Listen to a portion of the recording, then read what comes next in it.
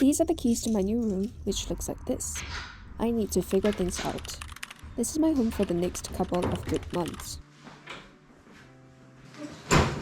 Welcome to my new room. I know I am going to love living in Germany, and I am going to love exploring new places in Europe while I find my footing in this new foreign place. But things weren't always this way, and it's not always going to be easy. But I made it. This is working out. At this moment, I am on the right track, just as in my plans, after 8 months of patiently waiting for open doors and having multiple closed on me. But first, I have to start my life anew in a new place, from zero. It's October and it's my first time in Europe. This was a moment that felt real and unreal at the same time. What I've tried to imagine has now become tangible. This was a new land that I've yet to discover, and everything was new and fresh. It was also my first time witnessing fall, or autumn, and every yellow, orange, and red foliage I saw made my heart leap with awe. I can smell the wet earth, fresh and cold wind on my face, and my eyes watch the falling leaves. I take in all these places I see for the first time that will soon become places I might overlook because I will feel more at home. The red brick buildings, the 4-story houses that line up next to each other, and the cobblestone paths all look so brand new. How do you set things up from a blank slate? It takes time to build up a new life in a new place. First, putting together your living space. You try to get the furniture you need to make the transition days comfortable. You wake up, take in the fresh air, feel the sun on your face. You learn little tricks like you find things you enjoy, like sitting on the fenced grass, and little things that bring you comfort. Then you got to try to make friends and build your social circle. The ones who are going to be by your side through the good times and the times you need help. The ones who open their homes to you and cycle with you home through the long winter days. The ones who you call to have a walk by the fjord, and the ones who you give big hugs to. When you start to settle in for a little while more, you start to get into a little routine. You find a way to get things done, and you find yourself forming habits.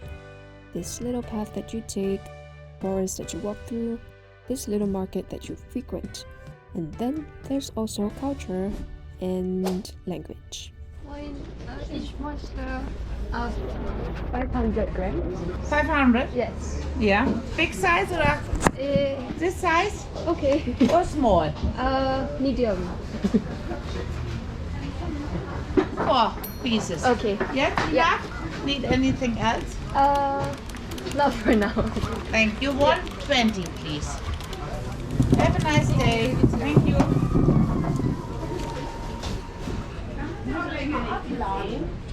Aber ich danke. Danke, dann gibst du 20 Cent zurück. Dann ein Sugar noch. Tschüss. Cheers. Moin. Aber die beiden, wie geht auch bei euch? I had a dream, a wish of living abroad beyond the little red dot where I grew up and had spent about 25 years in. I guess I had it in me all along, as when I pictured my future, I never quite did see myself doing so in Singapore. Don't get me wrong, I feel very, very blessed and privileged to be able to be born here and to call this place my country. Yet I craved for something more, something outside, something different. I wanted to know how other people lived in other countries, and I heard the call of my heart wanting to experience a version of life that was lived close to nature, one where the people embraced the sea, the forest, and the mountains into their daily lives. I wanted to break out of group thinking and wanted to expand my mind with new perspectives and also to challenge my identity. Who am I truly? To answer that, I felt that I needed to get out. I needed to get away, to find the space to become and to be molded. Shed the coats I've picked up along the way that I've put on because I thought they were appropriate, and to examine and choose the values that I really wanted to embody. I needed to be exposed to other ways of living, and I needed to go and see things for myself. There is a certain terror that goes along with saying, my life is up to me. There's no magic. You can't just wait around, and no one can really rescue you. You have to do something. Well, dreams don't happen overnight. You first have to visualize what you want, and for me, this whole big idea of moving abroad and relocating began roughly a year before I actually moved. This thought was like a little seed that had been planted inside of my heart, and it was one that I watered day and night with the search of others' stories of uprooting and moving across the world, seeking adventure and travel. It was one that I tended to with research on the possibilities, narrowing down my options, and finally taking the leap with my own preparation and planning. So I packed my life up and went on a plane. I made several pit stops across Budapest, Vienna, and Hallstatt towards my home for the next few months. It's a really nice day, just sitting in the kitchen and chatting with Neil, my new friend. And sometimes you just find that there's actually so much more similarities than differences, even though we come from different cultural backgrounds, like there are still lots of things that we can relate to with each other, so that was really cool.